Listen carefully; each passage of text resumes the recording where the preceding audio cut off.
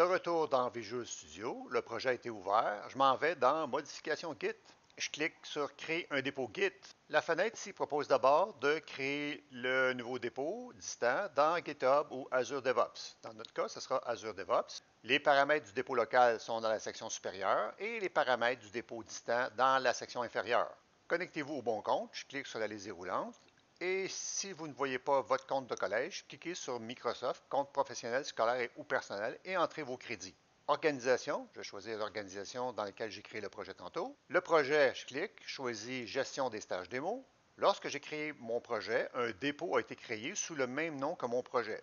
Et ici, l'interface me propose le même nom que mon projet, ce qui n'est pas possible puisque le référentiel existe déjà. Donc, je vais ajouter 01 à la fin. Créer et envoyer. Dans le volet de droite, en haut, un nouveau dépôt Git a été créé pour vous. D'abord le dépôt local et ensuite le dépôt distant. Tout semble bien avoir fonctionné.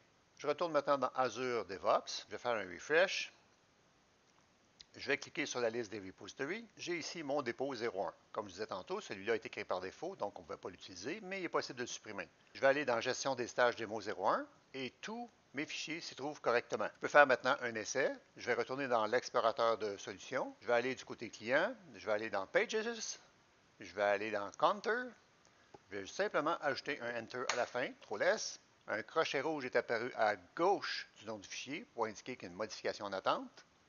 Je clique sur Modification Git, j'entre un commentaire, Modification mineure. Je clique sur la liste déroulante, Valider tout et pousser. L'envoi de master est démarré. On travaille actuellement sur la branche master. Envoi réussi.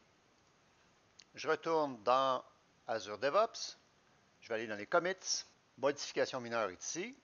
Et on voit qu'on travaille sur la branche master. Il n'y a pas d'autre branche. Je clique sur Modification mineure. Et on voit le Enter que j'ai ajouté ici.